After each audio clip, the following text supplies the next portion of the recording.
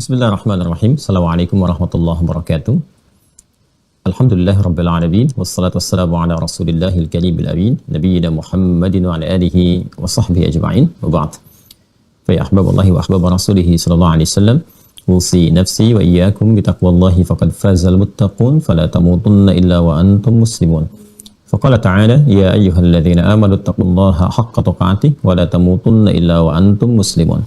Saudara-saudariku, terhubung kembali lewat kajian Mira di kesempatan kali ini. Semoga apa yang telah kita bahas, yang sedang atau akan kita urai, diberikan petunjuk oleh Allah Subhanahu wa Ta'ala sehingga mudah untuk dipelajari, dipahami, dan tentunya diamalkan dalam kehidupan kita. Semoga seluruh hamba-hamba Allah mendapatkan petunjuk hidayah dalam kebaikan. Bagi yang belum beriman, semoga dapat bersyahadat dan wafat dalam keadaan husnul khatimah. Bagi para pelaku maksiat, semoga diberikan kekuatan untuk bertaubat, menata hidup lebih baik, berkualitas, hayatan thayyibah, dan juga terhubung kembali kepada jalur-jalur kemuliaan. Semoga kita dipertemukan oleh Allah Subhanahu wa Ta'ala dengan Rasulullah dan orang-orang terbaik saat kembali kepadanya. Baiklah, untuk itu mari kita berbekal dengan mengawali pondasi ilmu yang paling pokok, yaitu bab akidah. Di pertemuan yang lalu telah kita bahas tentang alasan mengapa akidah itu mesti satu dan kekal sifatnya. Dan alhamdulillah kita telah juga uraikan di salah satu bagian dari kitab Al-Aqaid Al-Islamiyah karya Syekh Sayyid Sabiq. Telah kita tuntaskan itu semua dengan urutan-urutan ragam-ragam penjelasan baik dalam bentuk dalil-dalil Al-Quran, juga rasionalisasi, dan kita turunkan lewat tabel-tabel penjelasan.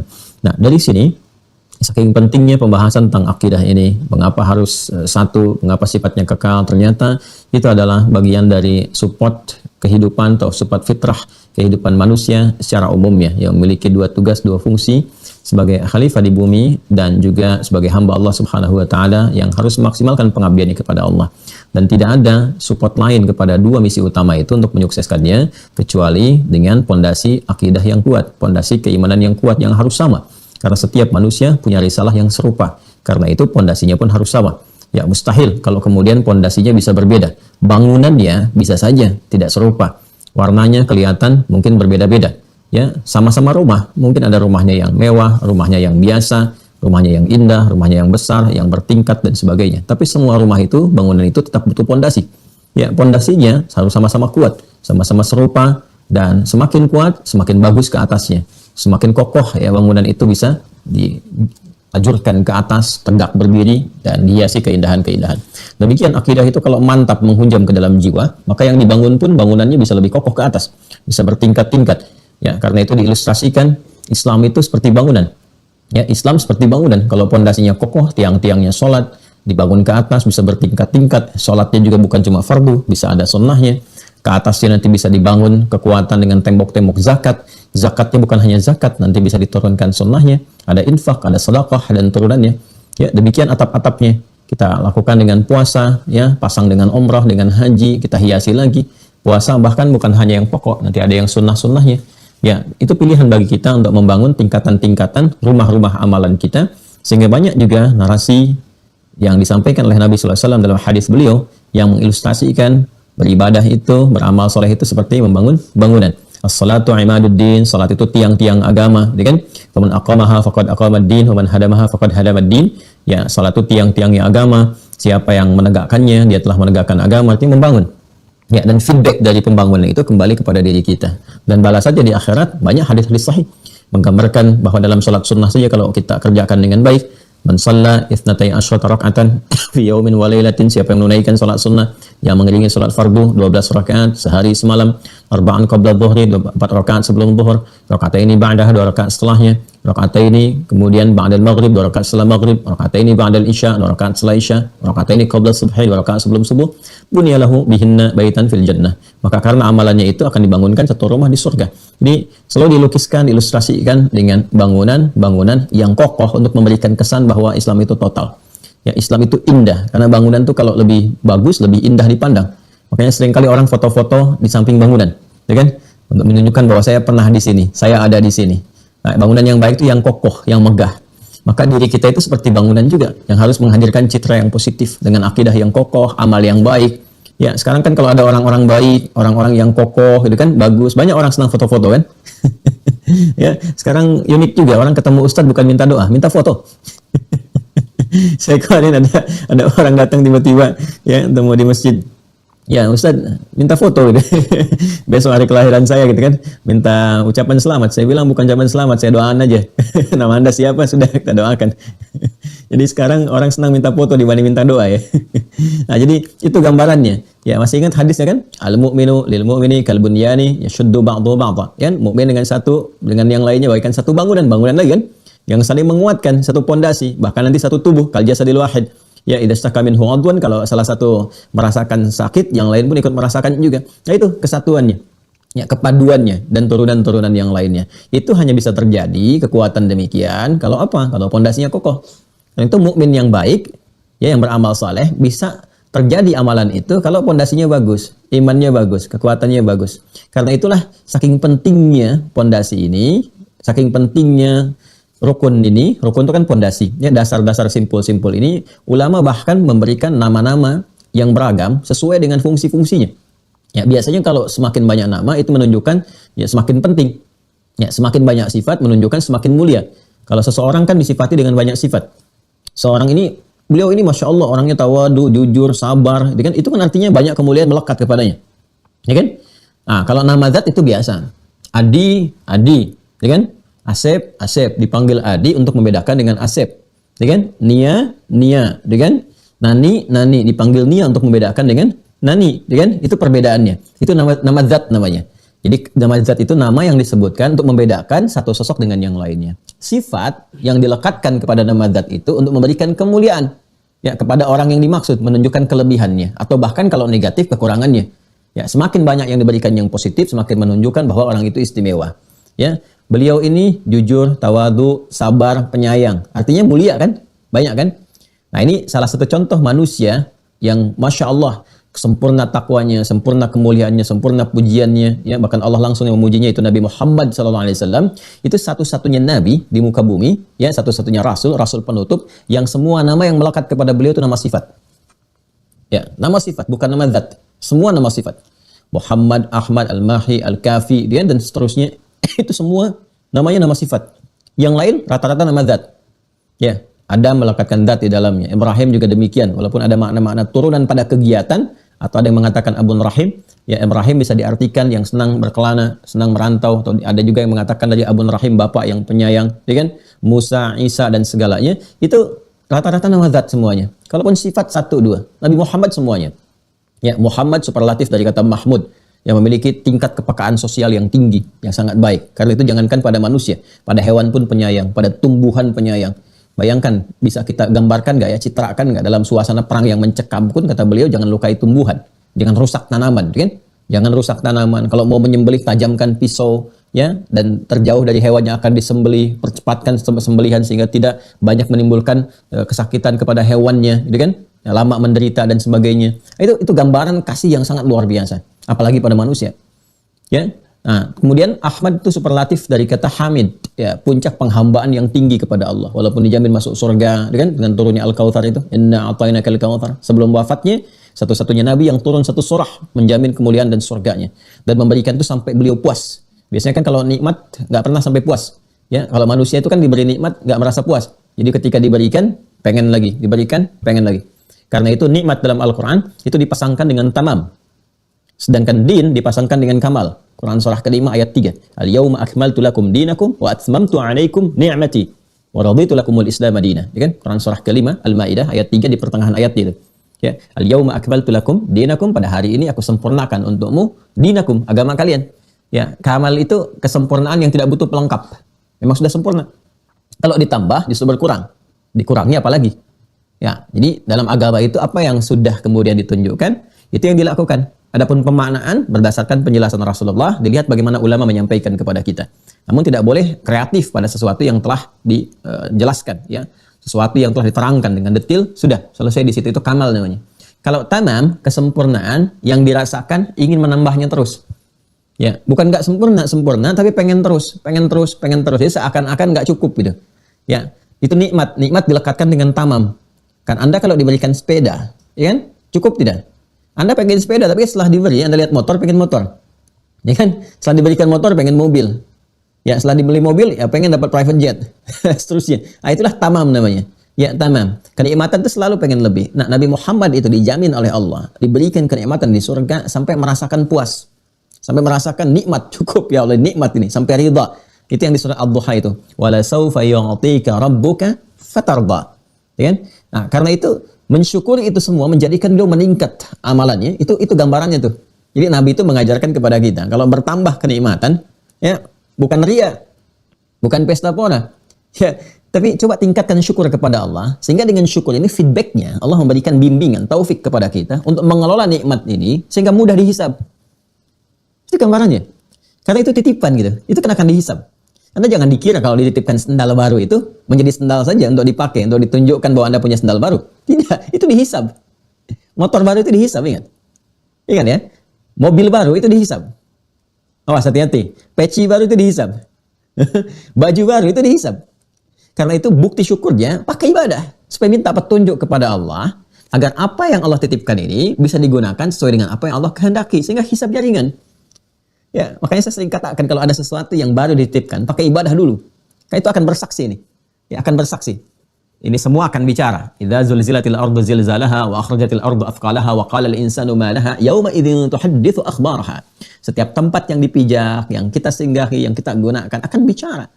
Menyampaikan kepada Allah, menjadi saksi di hadapan Allah bahwa di sini, ini, dan itu pernah digunakan. Jadi alangkah indahnya kalau baju yang kita gunakan bersaksi bahwa pertama kali digunakan, kan dari mana engkau dapatkan, kemana engkau keluarkan, gitu kan? Dari mana dapatkan? Anda jawab, alhamdulillah ya Allah, engkau maha tahu, dapatkan dengan cara yang halal. Kemana engkau gunakan? Bersaksi bajunya. Saya pertama dipakai ya Allah untuk ibadah oleh si fulan. Masya Allah. Kan mulutnya terkunci. Kan? Al-yawma nakhtimu ala afwahihim wa tukallimuna aydihim wa tashhadu arjuluhum. Kan? Jadi lisannya dikunci, tangan yang kemudian menyampaikan, kaki yang menyampaikan, dan jadi buktinya apa? Ya, dua alat bukti loh yang memberikan kelengkapan tubuh kita dan perangkat kehidupan kita. Dan fitrahnya di dunia pun begitu kan? Kalau ada sesuatu penghisaban, ya kan? Pengecekan harus ada dua alat bukti kan? Nah, nanti ada disidik, dimulai proses penyidikan dan penyelidikan tuh, dicek satu-satu dari mana kemana, dari mana kemana. Itu dua alat buktinya diri kita sendiri dan perangkat kehidupan kita. Nah, itu yang kita gunakan dengan baik. Nah, kalau pondasinya itu bagus, kuat, maka insya Allah itu akan ringan. Karena itu sifat-sifat yang melekat kepada nama itu kalau disebutkan baik semuanya.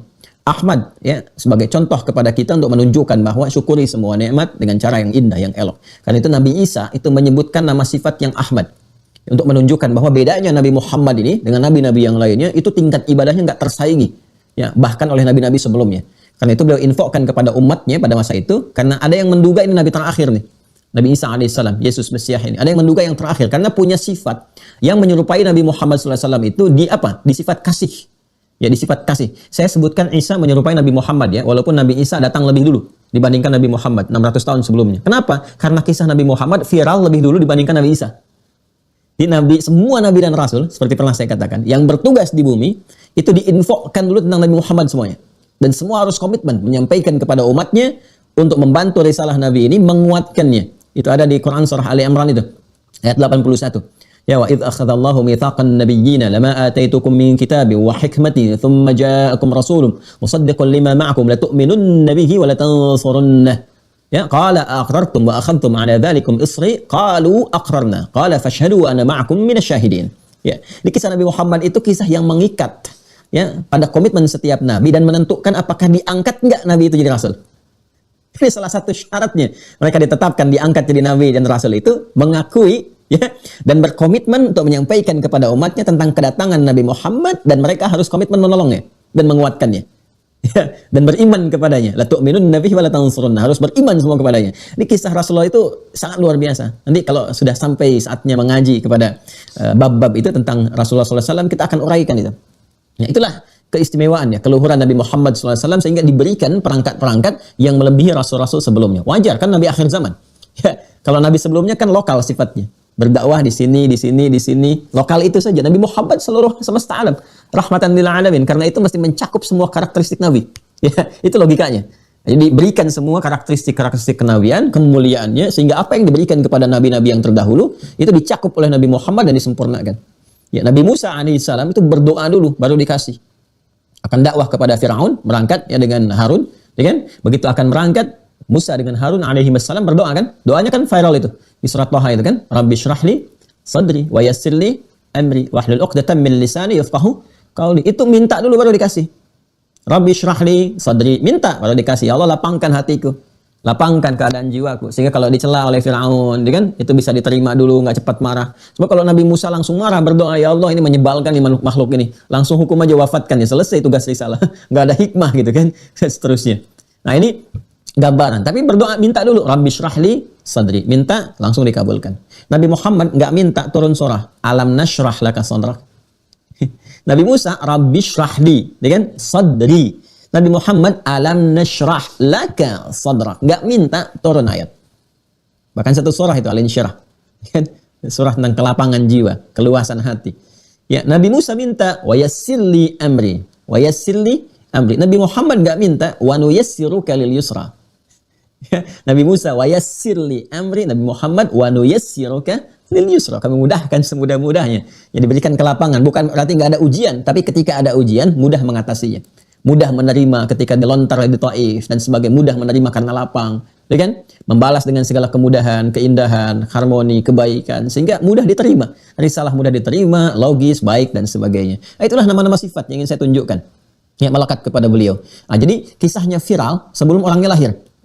Ya, karena komitmen kenabian kerasulan sebelumnya diikat ya dengan meneruskan risalah, menyampaikan pesan tentang kenabian Nabi Muhammad SAW sebagai Nabi yang terakhir, yang paling paripurna. Dan nanti saling mengonfirmasi, kisah-kisah Nabi sebelum ini mengonfirmasi dan disampaikan oleh Rasulullah SAW dalam wahyu yang setiap datang disampaikan dari Al-Quran. Makanya kita dengar di Al-Quran, ya, kita simak ada kisah Nabi Adam, kisah Nabi Nuh sebelumnya, ya kan? Sampai ke Ibrahim AS, sampai ke Musa, sampai ke Isa, bahkan ada surah nanti Maryam dan seterusnya. Itu konfirmasi. Dan makanya saya katakan tidak ada satupun yang kita temukan sekarang, satu keyakinan yang mengonfirmasi antara ajaran yang sekarang dengan sebelumnya. Dan itu konfirmasinya dua arah, dua sisi.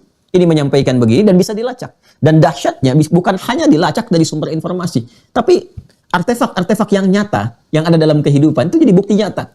Ya, silahkan Al-Quran kalau menginformasikan tentang kehidupan bangsa Tsamud misalnya, kaum Ad dan sebagainya, itu buktinya masih ada sampai sekarang. Dan kalau digali, diteliti oleh sejarawan misalnya, ya, di bagian apapun akan ditemukan, membuktikan kebenaran-kebenarannya. Itu yang kita yakini. Nah, apa kaitan dengan pembahasan kita di bab akidah?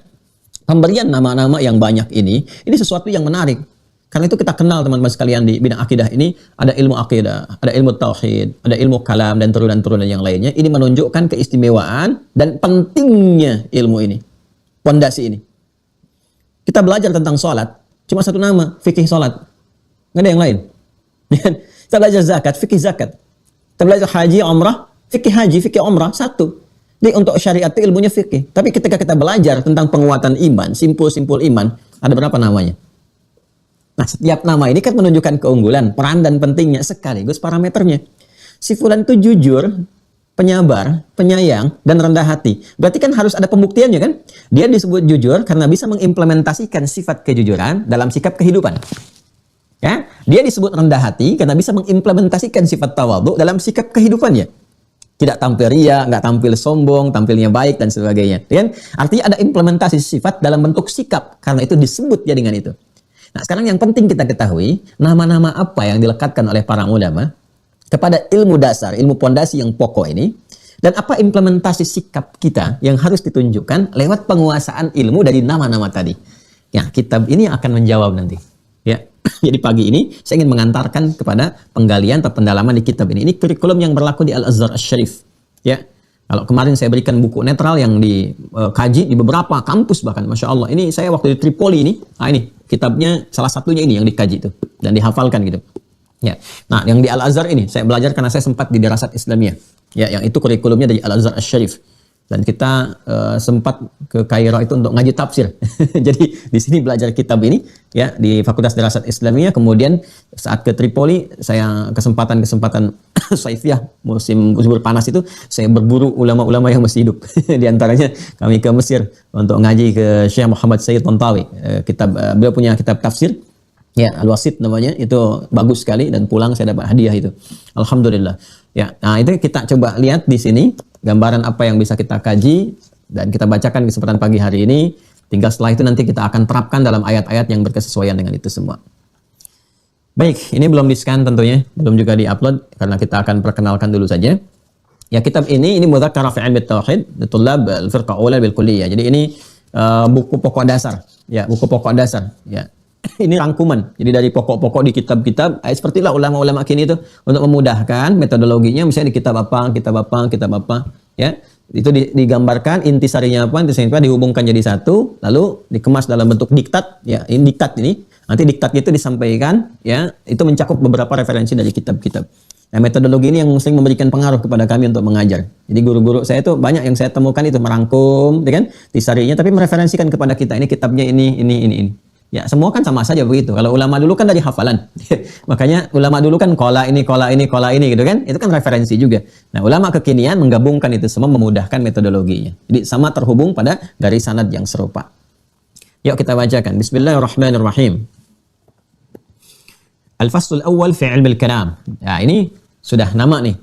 Kemarin kan kita baru dapatkan apa? Aqidah, ya kan? Dan ilmu tauhid. Nah, sekarang ada yang baru, ilmu kalam. Fi ilmil kalam. Al-mabhath al-awwal.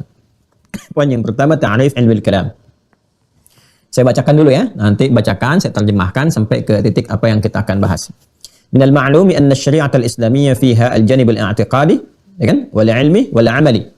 Ya, seperti diketahui bahwa syariat Islam itu di dalamnya ada dimensi-dimensi akidah, i'tiqadi, ya, ada pokok-pokok bagian-bagian akidah, wal ilmi, hal-hal yang terkait dengan ilmiah, ya. Kemudian wal amali, praktek kehidupan. Itu yang saya gambarkan yang memenuhi 3 unsur dari anatomi manusia.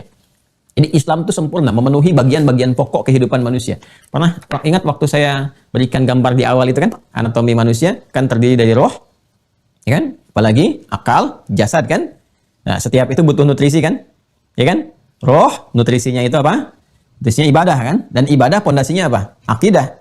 Akidah itu kalau kita ingin berikan sifat yang melekat kepadanya, i'tiqad, hal yang terkait dengan keyakinan, nutrisinya roh, ya, secara spiritual. Jadi yang kedua, hal yang terkait dengan akal, nutrisinya pengetahuan. Segala yang terkait dengan pengetahuan disebut ilmi namanya. Ya, pengetahuan itu bahasa Arabnya ilmu. Segala yang terkait dengan pengetahuan disebut ilmi. Segala yang terkait dengan keyakinan disebut i'tiqadi. Ya, jadi nutrisi rohnya adalah ibadah. Pokoknya keyakinan yang kuat, akidah, yang segala yang terkait dengan akidah disebut i'tiqadi.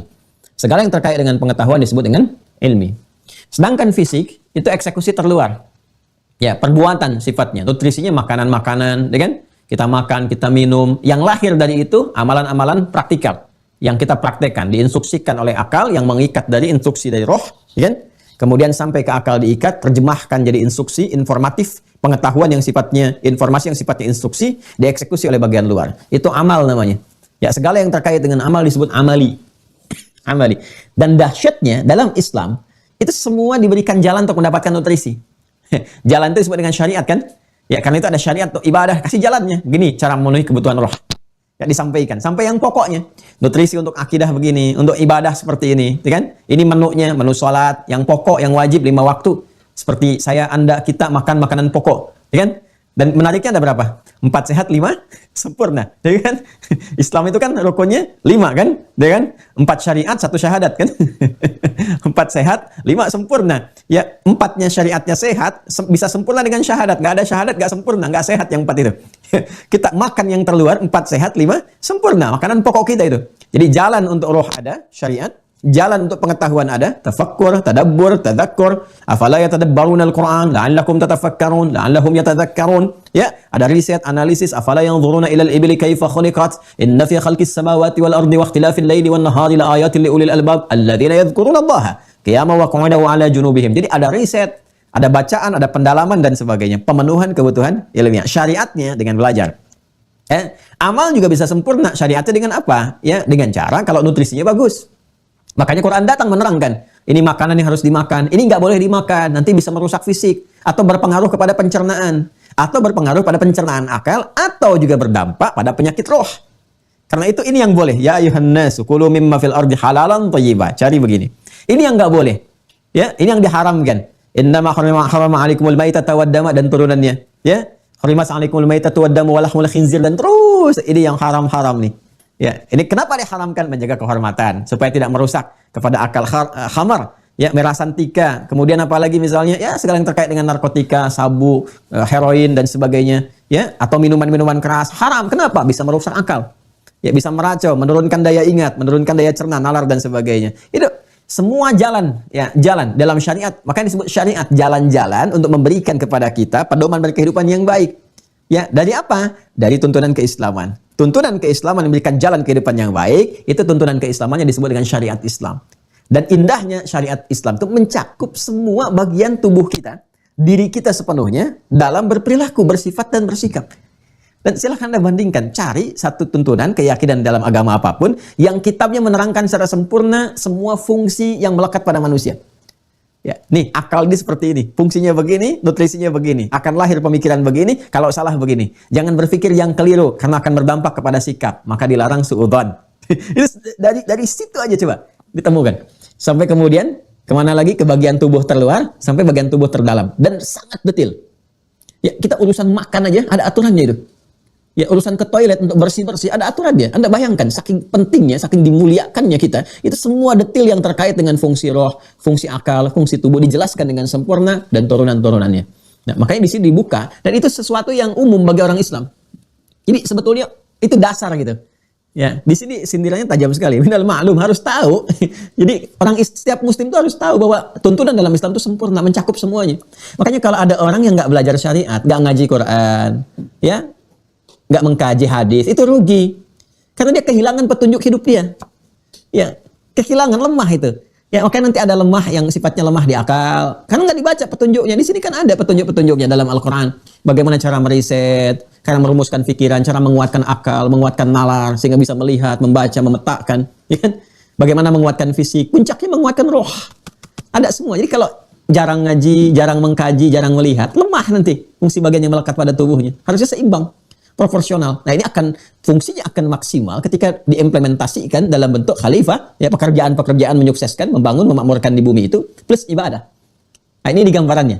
Ya, minal ma'lum, seperti diketahui anna syariat al-islamiyah fiha al-janib al-i'tiqadi wal 'ilmi wal 'amali. Ya, seperti diketahui, ya, kalau ada di bahasa Arab itu minal ma'lum, itu yang standar diketahui. Jadi kalau kita belum tahu itu, kita di bawah standar itu. Bukan kita ya, mungkin yang belum seperti itu belum standar. Nah, jadi orang beriman itu harus yakin di Quran itu ada petunjuk hidupnya. Ya, di sini ada terkait dengan roh kita, akal kita, jasad kita. Makanya kajian terhadapnya harus lebih tinggi dibandingkan dengan kajian materi. Kadang-kadang bingung gitu, untuk mencari dunia tuh sampai jurusannya banyak sekali. Arsitektur ada cabangnya lagi, sosiologi, cabangnya psikologi, cabangnya lagi, semua gitu yang terkait dengan dunia itu. Ya, di geologi ada cabangnya lagi, ngagali tentang bumi aja ada banyak lagi. Ya, ini di bagian fisiologinya, ini bagian ininya, ini bagian ininya. Masya Allah, untuk urusan dunia gitu. Tapi untuk tubuh sendiri itu sampai nggak kenal fungsinya. Ini kan unik nih. Ya, ada jurusan di kampus sampai dengan ini fakultasnya, jurusannya ada banyak lagi. Untuk apa? Untuk menerangkan tentang interaksi kita dengan lingkungan kehidupan. Ya, yang sifatnya apa? Yang sifatnya nggak abadi. Tapi fungsi sesungguhnya tentang diri kita sendiri, tubuh kita. Yang ini akan menentukan interaksi kita dengan bagian-bagian terluar. Ya, yang kita bersentuhan, bersinggungan dengannya, itu nggak dikaji dengan maksimal. Nah, maka pengetahuan standar bagi insan beriman itu mesti ngerti syariatnya. Maka orang Islam itu harus tahu syariat Islam. Kenapa penting syariat Islam itu diketahui? Karena itu nutrisi kehidupan kita. Ya, jadi nggak boleh orang Islam anti syariat Islam itu nggak boleh. Diimplementasikan dalam kehidupan konsepsinya, nanti ada konsensus kebersamaan. Tapi secara pribadi orang-orang Islam itu ya diikat dengan pengetahuan dasar tentang syariatnya. Ya, jadi kalau anti syariat, anti hidup namanya. Syariat itu jalan kehidupan. Jadi kalau orang nggak mau syariat, nggak mau hidup berarti. Nggak mau hidup dengan benar. Karena petunjuk kehidupan itu ada dalam syariat. Syariat itu jalan. Ya, sholat itu syariat, puasa itu syariat. Ya, itu gambarannya. Orang Islam tuh nggak bisa anti syariat. Nanti syariat itu ada turunannya. Syariat dalam kehidupan pribadi begini. Dalam konsepsi bermasyarakat begini. Saya sekarang sedang meriset Piagam Madinah. Itu indah sekali itu, Masya Allah.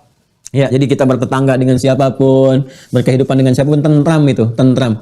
Ya, dan itu Nabi Muhammad SAW sendiri yang menyusun atas petunjuk Allah kan disusun. Bagaimana berinteraksi dengan non-muslim, seperti apa dalam kehidupan berbangsa, bernegara, dan sebagainya. Itu indah, itu syariat itu. Dan nggak ada satupun yang protes itu. Padahal dulu ada Yahudi, ada Nasrani, semua menerima. Dan nggak ada celaan, nggak ada merendahkan, semua hak dijamin dan sebagainya. Jadi kalau kita benar-benar menerapkan dalam kehidupan kita, secara personal bagus, secara komunal juga membahagiakan. Secara personal itu baik, secara komunal itu membahagiakan. Jadi kembali ke sini ya, saya agak pelankan sedikit. Jadi termasuk pengetahuan standar bagi setiap insan beriman bahwa awas, syariat Islam adalah pedoman berkehidupan yang memberikan bimbingan kepada 3 bagian pokok dari diri setiap manusia. Baik terkait dengan kebutuhan rohnya, kebutuhan akalnya ataupun kebutuhan fisiknya. Jelas ya? Maidanuhul fiqhul islami wa ma yata'allaqu bih, ya. Dan itu objeknya dicakup nanti oleh fikih Islam dan segala yang terkait dengannya. Amal i'tiqadu fa yu'rafu ahyanan bismi ilmi tauhid. Nah, ini dia nih. Yuk kita masuk nih. Adapun yang terkait dengan i'tiqadi, segala yang terkait dengan asas, pokok, keyakinan, pondasi dari roh itu. Nah, ini yang paling pokok karena roh itu generator kehidupan. Tidak ada roh berarti sudah selesai kehidupannya, meninggal. Ya, seorang dinyatakan hidup, mulai ada tanda-tanda kehidupan ketika rohnya ada. Masuk ke dalam diri jadi nafas. Diserap ke dalam bahasa Indonesia jadi bernafas. Masih ada nggak detak nafasnya? Detak nadinya ada nggak? Ya, detak jantungnya ada nggak? Ini menunjukkan kan nafas berlangsung. Nafas itu supportnya dari roh. Kalau roh sudah tidak ada, nggak bernafas. Ya? Jadi roh belum ada tanda kehidupan. Roh sudah ada berkehidupan. Roh tidak ada, selesai kehidupan. Nah, pokok yang menunjang roh itu bisa sehat, bisa kuat, itu pokoknya nanti diikat dengan 6 pokok, 6 simpul. Ya, rukun yang disebut dengan rukun iman itu spirit yang ada di jiwa takwa itu. Wa nafsi wa ma sawwaha fa alhamaha fujuraha wa taqwaha. Sedangkan roh, inti sesuatu, nuat, inti kehidupan nuat itu punya 2 bagian, ada proton, ada elektronnya. Sisi positif, kutub positifnya, ya protonnya itu takwa, elektronnya yang support ke protonnya itu, ya kalau di kimia maaf kalau agak tinggi ya, sedikit. Ya, yang di jiwa positifnya takwa yang sudah pernah saya terangkan. Ya, yang katalisnya, yang support kepada takwa disebut dengan fujur. Ini dua-duanya mesti sehat. Ya, elektronnya yang fujurnya mesti mensupport kepada proton yang positif kepada takwanya, jangan berdiri sendiri. Berdiri sendiri celaka, ya. Bagian baterai itu ada kutub positif, kutub negatif. Harus menyatu keduanya, kasih kabel, baru ada cahaya kan? Baru nuruhum yas'a baina aydihim wa bi aymanihim, baru terang. Ya, baru sirajam munira, baru ada cahaya yang menerangi gitu kan. Kalau keduanya disatukan. Tapi kalau berdiri sendiri apalagi kabelnya keluar bisa nyengat sana sini tuh. Itu bahaya. Ya, bisa kesetrum gitu. Itu yang repot, kan? Nah, jadi dari sini kita ingin masuk kepada keterangan bahwa hal yang terkait dengan pondasi keimanan, ikatan yang kuat 6 simpul itu pondasinya disebut dengan akidah, yang mengikat 6 itu. Segala yang terkait dengan itu namanya i'tiqadi. Nah, saking pentingnya hal yang terkait dengan akidah ini, pokok i'tiqadi ini, ya. Kemudian para ulama mengatakan ammal i'tiqadi, adapun aspek dimensi akidah, fa ya'rafu ahyanan, maka dikenal ya terkadang bismi ilmi tauhid dengan ilmu tauhid 1, au usuluddin atau pokok atau usuluddin 2, awil fiqh akbar 3 atau fikih akbar, au ilmu al-aqidah islamiyah 4 atau ilmu aqidah islamiyah, au ilmu al-kalam atau ilmu kalam 5, au ilmu an-nazar wal istidlal atau ilmu nazar dan istidlal 6. Ila akhirih, dan nama-nama yang lainnya. 6 tuh dikasih di sini. Masya Allah. Pokoknya ada 6, simpulnya 6, namanya pun diberikan 6 itu. Yuk kita tuliskan kembali ya.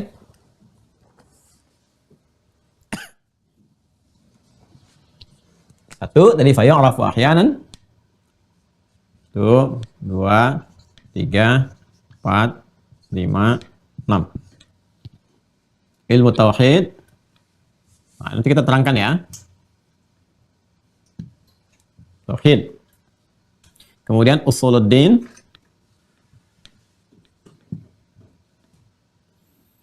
Ilmu al-aqidah al-islamiyah. Al-aqidah. Aqidah al-islamiyah. Ilmu al-kalam. Kemudian al-fiqhul akbar. Kemudian ilmu nadhri wal istidlal. Wal istidlal. Nah, ini dia. 6 ilmu ini. Ya. Coba bisa di zoom supaya kelihatan. Assalamualaikum. Admin yang main handphone. Di zoom. Ya, bukan zoom yang sedang zoom kita ya. Nah, ini kelihatan ya. Ya, fokus ini. Nah, ilmu tauhid 1. Kemudian usuluddin 2, ilmu al-aqidah islamiyah 3, ilmu al-kalam ya. Aqidah islamiyah 3, ilmu al-kalam 4, al-fiqhul akbar 5, dan ilmu an-nadhri wal istidlal yang ke-6. Ada 6 nama. Jadi kita sampaikan bahwa jika satu hal diberikan nama-nama yang beragam dan menunjukkan aspek yang positif, ini menunjukkan bahwa satu hal yang dimaksudkan begitu istimewa, sehingga disifati dengan banyak hal yang baik. Yang kedua, hal itu menunjukkan bahwa penting dengan segala aspeknya, penting dikaji, penting diketahui, ya, penting diteladani dan diterjemahkan dalam kehidupan, demikian seterusnya. Bukankah orang-orang istimewa itu orang-orang penting? Ya, melekat apa saja yang menjadikan diri istimewa, maka menjadi penting. Ya, apakah dengan pengetahuan, dengan sifat, dengan lain-lainnya? Ini gambarannya. Ya. Nah, artinya apa? Artinya hal-hal yang terkait dengan i'tiqadi, ya, aspek pemenuhan kebutuhan roh di sini, ya, yang ikatan pokoknya nanti menjadi nafas itu ada di jiwa takwa dan sifatnya fujur, dan di sini memiliki 6 simpul utama, dan semua ini butuh nutrisi. Ya, ini memberikan kesan bahwa semua hal yang terkait dengan aspek nutrisi roh ini sebagai generator kehidupan yang menggerakkan kita, menginstruksikan, memerintahkan untuk berekspresi dan seterusnya, ini saking pentingnya, namanya banyak ilmu yang terkait dengan ini. Ini menunjukkan bahwa ini pokok kehidupan yang sangat penting. Ini istimewa. Kalau ini nggak dipenuhi dengan baik, maka semua instruksi yang datang ke akal, ya kan? Yang datang ke bagian tubuh kita tidak akan maksimal. Apalagi kalau kena penyakit. Ya, nafas itu kan tempatnya di kolbu. Ini disebut dengan jiwa. Ya, tempatnya dalam kolbu. Ya, kadang-kadang kolbu disebut dengan hati. Yang dimaksud kolbu, hati ini yang ini, maksudnya jiwa. Ya, menunjuk kepada apa yang di dalamnya. Seperti pernah saya terangkan. Ini kalau kena penyakit, sering kita katakan penyakit hati. Ya, contohnya apa? Iri misalnya, hasad. Hasad itu penyakit nafas. Ini. Ya, yang mengontaminasi kepada roh ini di sini. Di sini penyakitnya nih. Hasad misalnya. Terjemah bahasa Indonesianya iri. Ya. Masuknya kemana? Ke sini, ke kolbu. Dalam kolbu ada ini. Ini sering terjemahkan dengan hati. Makanya sering kita pasangkan iri dengan kolbu. Dikatakan iri hati. Ya kan? Ada dengki, ada ria, ada sum'ah, ada macam-macam. Ini penyakitnya ke sini. Ini lebih berbahaya dibandingkan penyakit fisik. Karena penyakit fisik itu tidak langsung memengaruhi kepada kolbu. Ada orang yang kakinya sakit masih bisa mau memaksakan diri ke masjid pakai kursi roda. Nggak berpengaruh tuh. Ada orang matanya bahkan divonis nggak bisa melihat, masih mau menghafal Quran. Bahkan masih bisa bijak, masih hidup sederhana dan sebagainya. Ya, tapi orang-orang yang kena penyakit ini, itu langsung mengontaminasi kepada akal dan fisiknya. Coba lihat kalau orang sedang iri hati itu, kelihatan. Ya, dari raut wajahnya, dari sikapnya, dari bicaranya, selalu menyoal orang lain, selalu mengharapkan nikmat yang melekat pada orang lain itu hilang. Ya, dia tuh Masya Allah ya, sekarang kendaraannya sudah ganti lebih bagus lagi. Iya ya, Masya Allah, nggak diketahui dari mana sumbernya. Iya ya, Masya Allah, kemarin aja pakai ini kok tiba-tiba, jangan-jangan dia tuh ternak sesuatu yang gaib ya, gitu. Atau dia mungkin pakai sesuatu yang menyimpang ya, nah, itu tuh. Jadi apa yang bersemayam dalam jiwa keluar di lisannya. Di cara pandang, cara nulis, cara macam-macamnya, ini berbahaya. Ya, dan di akalnya pasti nggak akan sehat, sudah jelas itu. Kalau hatinya terkontaminasi, jiwanya terkontaminasi, pasti akalnya nggak akan sehat. Di semua ilmu yang terumuskan di kepalanya dipakai untuk maksiat. Ya, makanya dipakai apa saja. Orang munafik kan akalnya dikelola. Bagaimana cara mengelola akal untuk mewujudkan penyakit nifaknya. Sehingga dimunculkan dalam perilaku, diketahui ini sakit ini. Sakit nih. Keluar di lisannya, yang mengolok-olok tentang keislaman. Ya, bahkan bikin skema-skema gimana caranya muncul ini, persoalan itu. Muncul yang kontroversial. Supaya macam-macam. Ini. Jadi penyakit semua. Jadi hal yang terkait dengan roh, dengan jiwa, dengan i'tiqadi, ini kalau enggak kita kemudian kelola dengan baik, dijaga, dirawat dengan baik dan sehat, ini bisa berbahaya. Bisa mengontaminasi kepada akal, sehingga perangkat pengetahuan yang ada di dalamnya diarahkan kepada hal-hal yang menyimpang untuk memenuhi hasrat penyakit yang melekat kepada jiwa itu. Dieksekusi oleh bagian tubuh terluar, jasad, fisik. Ini lebih fatal lagi. Ini yang menghadirkan kekacauan di muka bumi itu, fasad. Ya, dhaharal fasadu fil barri wal bahri bima kasabat aydin nas. Ya, tampak kekacauan, kerusakan, daratan di lautan karena perbuatan-perbuatan manusia. Karena apa? Karena penyakit. Ya, karena itu ini menjadi bagian yang terpenting untuk kita rawat. Ya, bagian terpenting untuk kita pelajari, untuk kita pahami supaya ini sehat. Dari iman yang sehat lahir akal yang sehat, lahir fisik yang sehat. Ya, dan dari semua yang sehat ini lahir semua sifat dan sikap yang kuat. Ya, ini gambarannya. Imannya kuat, akalnya kuat, fisiknya juga kuat. Ini secara bersamaan. Ya. Nanti kita turunkan beberapa ayat yang mensupport tentang penjelasan-penjelasan yang kita sampaikan ini. Nah, ini saking pentingnya ulama menamai banyak hal ini. Ya, dari sini dari iman ada konektivitas hubungan kita dengan Allah Subhanahu wa taala. Karena pemilik roh kan Allah. Ya, Quran surah ke-17 ayat ke-85.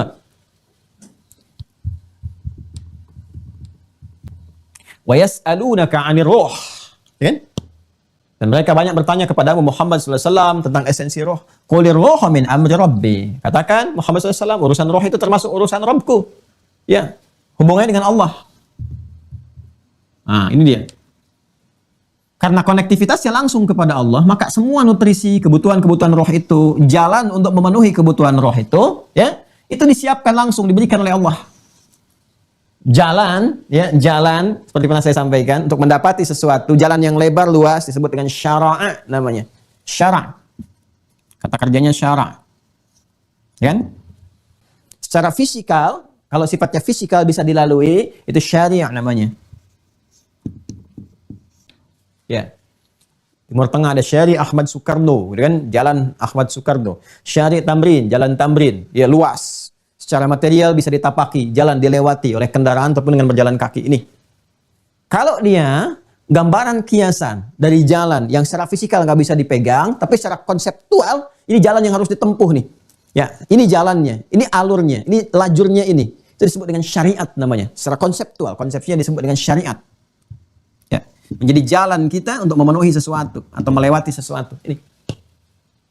Makanya jalan bagi kita untuk mendapatkan segala hal yang Allah telah tetapkan untuk memenuhi kebutuhan roh ini disebut dengan syariat namanya.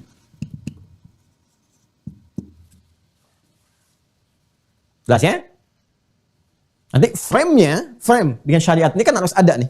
Ya, dihimpun. Himpunannya yang menghimpun ini semua disebut ad-din namanya. Ad-din.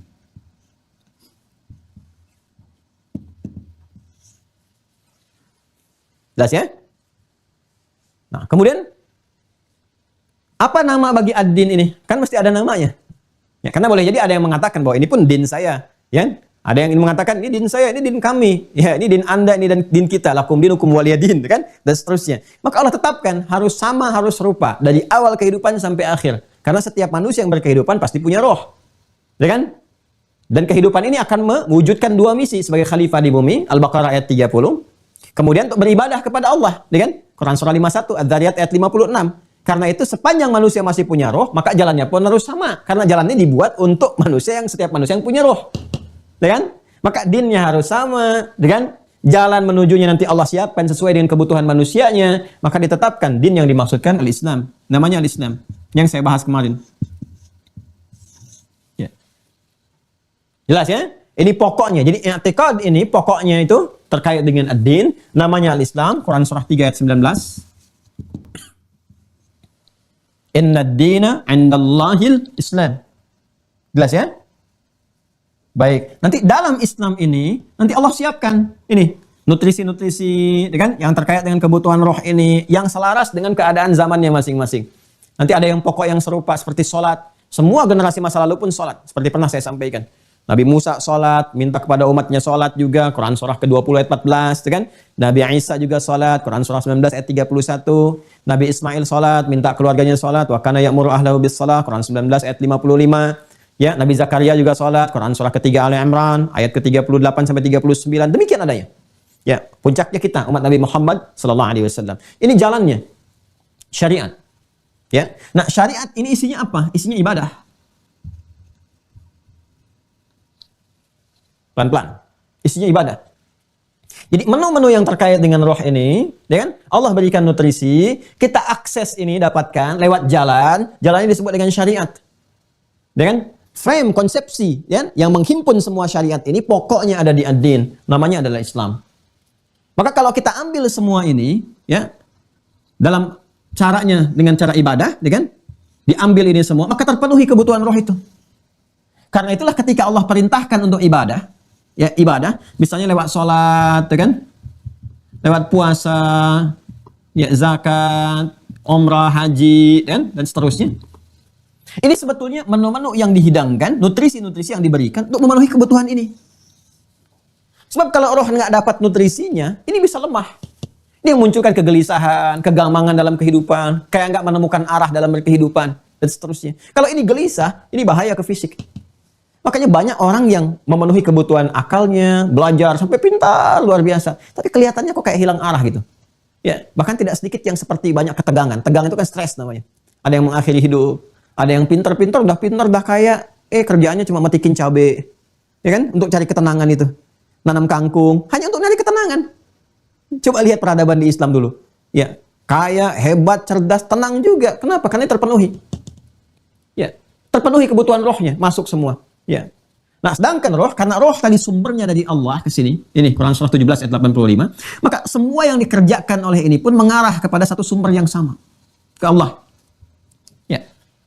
Saat diperkenalkan tentang Allah ini, ya, tentang Tuhan yang hak itu ketika Nabi SAW sering ditanya, ya kan, nanti kita akan masuk kepada surah-surah Makkiyah, kita akan jelaskan. Nabi ketika menjelaskan tentang Allah itu dimulai dengan kekuasaannya. Ya, memberikan gambaran tentang bagaimana menciptakan langit, bumi, merawatnya, memberikan tanda-tanda termasuk pada diri kita. Itu disebut dengan Rabb namanya. Rabb, dengan sifat rububiyahnya. Ya, kemarin saya sampaikan, sampai orang-orang kafir Quraisy pada saat itu juga protes dengan mengatakan, kami juga punya Rabb. Ya, mereka katakan Lata, Manat, ya, Uzza, Hubal, dan sebagainya. Maka siapa nama Rabbmu? Maka diperkenalkanlah kemudian dengan turunnya wahyu, surah Al-Ikhlas. Al-Ikhlas menanggalkan semua sifat-sifat yang tidak terkait dengan Tuhan yang hak. Ya, seperti pernah saya terangkan dulu. Ya, tapi kan itu yang kalian anggap sebagai Tuhan, ya, nanti dikomparasikan dengan dalil-dalil kenapa yang ini nggak bisa jadi Tuhan. Ya, sifat Tuhan itu harus bagaimana? Ketika tidak didapatkan yang terkait dengan sifat ketuhanan, nggak kuat, nggak begini, nggak begitu, harusnya begini, tapi kemudian tidak ada yang memenuhi standar ketuhanan itu, maka tepikan. Menepikan sesuatu sehingga tidak bercampur dengan yang jernih, yang baik, yang benar disebut dengan ikhlas namanya. Maka turun surah Al-Ikhlas, menepikan sesuatu untuk mendapatkan yang murninya, yang khalisnya. Ya, maka disebutkan sifat-sifat ketuhanan itu. Qul huwallahu ahad. Katakan, huwa yang disebut Rabb itu yang hakiki Allah. Ya, untuk menjadi Tuhan yang benar itu, ya, miliki fitrah ketuhanan, disebut sebagai Tuhan, harus punya sifat-sifat berikut. Ahad. Di sifat pokoknya. Ya. Kalau sudah ahad, satu-satunya Tuhan, seperti pernah saya terangkan dulu di pembahasan tentang ilahiyat. Ya, kalau sudah seperti itu, maka fokus segala hal akan kita berikan. Allahus Samad. Yang jadi tumpuan itu satu titik. Nggak mungkin kalau banyak titik. Ya, di Quran surah ke-21 ayat 22, ya, "Lau kana fihi ma'alihatun illallahu la fasadata." Kalau ada dalam pengelolaan semesta ini banyak Tuhan, Tuhannya lebih daripada satu, maka akan ada potensi kerusakan dalam pengaturannya. Anda bisa bayangkan kalau Tuhan berbeda pendapat tentang sesuatu. Terjadi perbedaan pendapat dari para Tuhan untuk menetapkan apa yang harus diberikan kepada warga Bekasi. Karena perbuatan begini. Tuhan yang satu mengatakan turunkan hujan sebagai peringatan. Tuhan yang kedua sampaikan berikan halilintar sebagai peringatan keras. Tuhan yang ketiga jangan, rahmati dulu dengan awan-awan yang ini. Jadi berbeda pendapat, terjadi perselisihan antar Tuhan yang hancur ya semestanya. Lau kana fihi ma'alihatun illallahu la fasadata. Itu Quran surah ke-21 Al-Anbiya ayat ke-22. Jadi ini dia ahad. Lam yalid wa lam yulad, harus beda dengan makhluk. Ya, tidak boleh dilahirkan, tidak boleh melahirkan. Yang punya sifat kelahiran hanya manusia, yang dilahirkan hanya makhluk. Ya, jadi Allah itu khalik, bukan makhluk. Walam yakul lahu kufuwan ahad, ya, dan tidak boleh ada sekutu, tidak boleh ada serikat, maksud tunggal. Yang berserikat itu manusia. Yang berserikat itu makhluk. Makhluk berpasangan, makhluk itu lemah butuh yang lain, makhluk itu sosial sifatnya. Tuhan tidak. Harus beda. Laisa kamitslihi syai'. Quran surah 42 ayat 11. Ya, laisa kamitslihi syai'un wa huwas samiul basir. Jadi tidak boleh satu pun yang serupa. Itu standar ketuhanan. Nah, maka yang paling pertama standarnya ahad. Esa, Maha Esa. Ya, ketuhanan yang Maha Esa. Maha itu katanya satu, nggak boleh ada yang lainnya lagi. Ya, kalau sedang Maha itu kan tertuju pada satu titik. Ya, baik. Jadi ini Allah sifatnya ahad, Maha Esa. Kita beribadah untuk mendapatkan nutrisi-nutrisi, memenuhi kebutuhan roh yang diarahkan kepada ini, kepada yang satu, ahad. Mengarahkan sesuatu kepada yang ahad, kepada yang satu, itu kata kerjanya, verbnya disebut dengan wahhada. Yuwahhidu. Mengarahkan sesuatu kepada yang satu disebut dengan wahhada, yuwahhidu. Sifat, keadaan, hal yang menyertai kita, konsepsinya untuk mengarahkan kepada yang satu itu, sifatnya, keadaannya, itu disebut dengan tauhid namanya. Tauhid. Selalu menjadikan sholatnya karena yang ahad. Tauhid. Puasanya dikerjakan berdasar tuntunan dari yang ahad. Bagaimana cara puasanya? Kapan dimulainya? Seperti apa mengerjakannya? Karena itu ketika Allah menurunkan ayat-ayat puasa, diterangkan. Kapan kamu mulai? Ya, di Al-Baqarah 187 itu. Bagaimana saat puasa? Dari mulai perintahnya 183, toleransinya 184, disebutkan detail 185, bagaimana mengisi puasa dengan berdoa, meminta dan sebagainya 186, kapan dimulai puasa, seperti apa kemudian keadaan-keadaan 187, dijelaskan lagi dalam tafsirnya. ya, dijelaskan detailnya oleh para ulama kepada kita. Ini jalurnya ini. Lalu kita kerjakan berdasarkan tuntunan itu untuk mengacu, ya. Kerjakan niatnya karena Allah, ditujukan tuntunannya berdasarkan yang ahad, petunjuk dari Allah yang ahad ini. Segala kegiatan yang kita kerjakan, yang dilakukan berdasarkan petunjuk dari Allah yang ahad ini disebut dengan tauhid namanya. Pokoknya, dasarnya. Ibadahnya syariat. Tapi pokok mengerjakan itu karena Allah, fungsinya ada di sini. Di i'tikad. Ya. Ini intinya nih. Inti itu disebut nuat kan, seperti saya pernah sampaikan. Segala yang keluar dari inti disebut niat. Niat. Maka niat itu pekerjaan hati, qalbu. Di hati ada apa? Ada roh. Di niat itu i'tiqadi. Ya, dalam jiwa kita, dalam qalbu kita. Makanya semua yang terkait dengan i'tiqad ada di sini, ada di qalbu. Dalam jiwa ini. Ini penggeraknya ini. Ya. Nah, itu ketemu kan semuanya. Makanya kenapa dalam sholat kita berniat, ya kan? Ya kan? Kemudian untuk membedakan zakat dengan infak di niatnya. Untuk membedakan puasa Ramadan dengan puasa Senin Kemis, itu selain waktunya ada niatnya. Ya kan? Demikian haji dan umrah bedanya di mana? Di niatnya. Ini. Niat itu pekerjaan ini. Arahnya kemana? Ke sini. Makanya di niat ada keikhlasan. Ikhlas gak niatnya karena Allah? Tuh. Nyambung semua kan? Ya, dikerjakan semua lewat jalur yang sama. Tauhid. Nah, apakah semua orang yang sholat itu dikerjakan ikhlas karena Allah? Belum tentu. Ada yang riya. Fawailul lil musallin alladzina hum an salatihim sahun alladzina hum yura'un wa yamna'unal ma'un. Karena pengen dilihat bos itu senang, bagus berjamaah, ayo dia jamaah ke masjid. Kenapa? Pengen dilihat aja oleh bos. Ya? Apa cuman dia aja yang bisa tarawihnya ke masjid? Saya juga akan ke sana. Wah, itu untuk menunjukkan bahwa dia harus tahu saya ke sana. Ya? Kayaknya saya juga bisa umrah seperti dia. Begitu ke sana tunjukkan nih, saya juga sedang umrah supaya tahu dia bahwa saya sedang umrah. Itu riya namanya. Ya kan? Infak riya. Pasang spanduk pengumuman dari Sabang sampai Merauke, mau infak 1 juta. Itu riya. Ya, ada nanti ayatnya tentang itu, gambarannya. Nah, jadi kalau kita ingin mengerjakan ibadah dengan benar, dengan baik, maka ini pondasi mesti kokoh di sini nih, tentang niat ini. Tentang ikhlas. Babnya di mana? Di i'tikad. Sumbernya di mana? Di sini. Maka kalau kita ingin ibadahnya bagus, sholatnya bagus, syariat nih, syariat yang ini nih, sholatnya bagus, puasanya bagus, zakatnya bagus, tauhidnya bagus, maka fa'lam, mesti punya ilmu. Fa'lam annahu la ilaha illallah. Ya, kaitan antara ibadah, ini kan ibadah nih. Ya kan? Dengan akidah diikat di satu surah. Ya, dalam satu ayat, surah ke-20 Thaha ayat 14.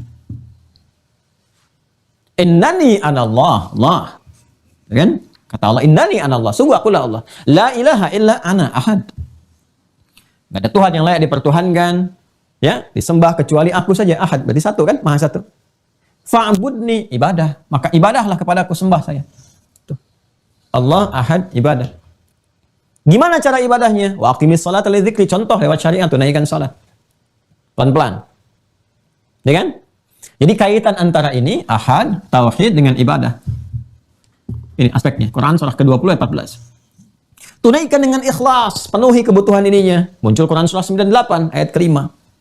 Quran surah ke-98 Al-Bayyinah ayat 5. Wa ma umiru illa liya'budullaha mukhlishina lahu din. Dan tidaklah mereka diperintahkan untuk beraktivitas kecuali untuk menjadikan semua sebagai ibadah, ya, karena Allah Subhanahu wa taala, yang semua konsepsi ini ada dalam ad-din. Apa relevansinya dengan pembelajaran kita? Tadi, untuk mengetahui dengan kuat la ilaha illallah, menetapkan Allah itu ahad, ya, la ilaha illallahnya kuat. Kalau la ilaha illallahnya kuat, ibadahnya juga kuat, syariatnya kuat, maka mesti pakai ilmu. Ya, maka Allah sendiri yang sampaikan, harus ada ilmunya, cepat dapatkan ilmunya. Sesuatu yang disampaikan dengan cepat tanpa jeda menggunakan huruf fa. Ya, konjungsinya nih. Harfu atfin rabitin baina syai'aini bila khulud, cepat, berlangsung cepat tanpa jeda. Sifatnya perintah.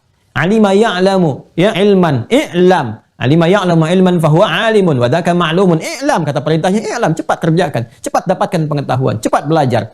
Diterjemahkan singkat ke dalam bahasa Indonesia, ketahuilah. Ketahuilah itu maksudnya cari tahu, cari ilmu. Ya, maka disampaikan di Quran surah ke-47, surah Muhammad SAW, ayat 19. Fa'lam annahu la ilaha illallah. Tuh. Saking pentingnya ini tuh, itu di bawah zikir, termasuk zikir yang paling agung yang kita sampaikan, tahlil itu. Ya, zikir yang paling agung. Selain tasbih, tahmid, takbir, tahlil. La ilaha illallah. Fa'lam annahu la ilaha illallah. La ilaha illallah. Ini. Tapi poin esensi dari situ adalah ini, ilmunya. Ya, supaya kita tahu la ilaha illallah, untuk mantap mengucapkan ini supaya lisan sampai ke dalam kalbi, ya selain dilatih lewat lisan, diperbanyak la ilaha illallah, la ilaha, diperbanyak supaya mantap hatinya itu, dikuatkan dengan ilmu. So kalau ilmunya kuat, mantap syariatnya ini. Maka di sini ulama menamakan ilmu yang terkait dengan ini, yang menyambungkan semua kepada yang ahad, yang namanya tauhid. Maka disebutlah ilmunya ilmu tauhid. Ini satu. Jelas ya? Nah ini yang pokok ini. Pokok dari apa? Pokok dari keislaman. Karena syahadat kan nomor satu pokoknya. Kalau syahadatnya nggak ada, syahadatnya goyah, bagaimana kemudian bangunan Islamnya itu bisa tumbuh, bisa kuat, ya, bisa kokoh. Ini bangunan keislaman. Ada salat tiang-tiangnya, ada zakat di sini, ya, atapnya, ada puasa, kan? Ya, ada tampilan luarnya fisik semua, ada haji, ada umrah. Tapi ini pondasinya, ini syahadatain. Ini pokoknya. Ada di sini pokoknya. 6 simpul itu. 6 simpul. Ini namanya ad-din. Nih, ad-din. Frame-nya ad-din. Namanya, nama spesifik untuk ad-din ini al-Islam. Ya. Jadi kalau ada yang mengatakan, saya juga punya din. Ya, lakum dinukum waliyadin. Bagi anda, din anda, bagi kami, din kami. Terus din kamu apa? Inna dina indallahil Islam. Inilah Islam. Ya kan? Nah, pokoknya ada di sini. 6 simpul ini. Jadi Anda bisa bayangkan kalau pondasi bangunan itu pondasinya lemah, ya kan? Lemah sekali, maka ini gampang goyah. Tiup angin, goyah. Kena gempa, goyah. Ya, gempa secara fisikal bisa menghancurkan. Ya, kena angin puyuh bisa terbang terus tornado dan sebagainya ke bawah ini. Sekarang tornadonya beda. Tornadonya dikasih mobil yang mewah, ya kan? Gempanya dengan kedudukan. Ya, kasih kedudukan, keislamannya goyah. Kasih angin-angin surga dengan kata-kata, ya, dengan cinta, dengan macam-macam, itu bisa kena tornado tuh, bisa ke bawah, kecabut nih akarnya, ya. Maka tak jarang ada yang murtad, ya, karena ingin mendapatkan materi, gaji sekian, dibayar sekian, dapat proyek sekian dan sebagainya. Ya, mula-mula kadang-kadang dari sini pekerjaannya menepikan sholatnya, dia kerja proyek besar tapi bersamaan dengan Jumat, ada yang begitu tuh sampai nggak Jumatan. Jangankan proyek besar, penjaga-penjaga toko itu ada kasus yang disampaikan. Sampai nggak boleh Jumatan tuh. Ya, padahal rezeki itu udah teratur. Ini dari sini. Yang bahaya tuh sampai ke sini. Yang bahaya kalau ini dicabut. Ini lemah. Udah habis semua ini. Ya, kalau syahadatnya sudah nggak ada, bagaimana bisa sholat? Ya kan? Tapi kalau syahadat masih ada, ini masih tertolong nih sholatnya. Ya. Dari mulai yang kemarin apa? Bahasa Rusianya itu, belang betong. Yang kadang mungkin masih sesekali. Ya kan? Tapi kan masih sholat ya. Dan pasti bisa disupport. Naikin nifak di sini. Ini kalau masih ada nih, tinggal dikuatkan cahayanya naik lagi ke atas. Tapi kalau ini sudah nggak ada, jangan diharapkan ini muncul. Jelas ya? Maka ini pokok. Pokok dalam bahasa Arab disebut aslun namanya. Aslun. Aslun itu pokoknya. Cabangnya disebut far'un. Ya, far'un. Kalau jamak banyak sifatnya, jamak sifatnya banyak, maka ini pun dijamakkan, dipluralkan bentuknya. Di singular dijamakkan jadi usul, usulun.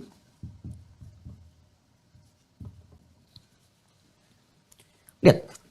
Ini pondasi dalam ad-din kita, dalam Islam, kan pondasinya simpulnya 6 tuh. 6 simpul itu. 6 rukun. Rukun itu kan pokok. Ada 6 kan? Kalau 6 kan jamak kan? Ya kan? Bukan tunggal kan? Kalau tunggal kan 1. Ya kan? Ini kan jamak. Berarti jamak, ini pokok, disebut aslun, jamaknya usul. Ini yang pokok-pokoknya, ada 6 pokok nih. Ini nggak boleh goyah. 1 goyah, bermasalah. Simpul pertama, ma'rifatullah. Simpul kedua, malaikat yang terkait dengannya. Simpul ketiga, kitab-kitab. Ya, keempat, rasul. Kelima, hari akhirat, yaumul akhir. Yang keenam, qada dan qadar. 1 simpul bermasalah. Ini akan jadi persoalan di bangunan ini. Ke hatinya pengaruh, ada kegelisahan. Nggak paham qada dan qadar, ada ujian sedikit, langsung gelisah. Tiba-tiba nggak tahajud lagi. Aku sudah kerjakan semua apa yang kau perintahkan, ya Allah. Tapi belum terjadi juga. Nah, lemah berarti simpulnya. Belum paham satu di antara simpul ini. Ya? Maka kaji yang 6 ini dengan sempurna. Kalau ini sudah kuat, ininya mantap, nanti menerima apapun lebih mudah. Ini gambarannya. Ini pokoknya, pokok bangunannya itu ini. Bangunannya, frame-nya disebut ad-din, namanya Islam.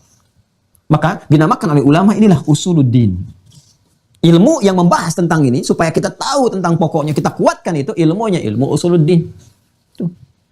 Nah, kalau ada di kampus-kampus Islam, Fakultas Usuluddin, fakultas kuliah usuluddin. Ini.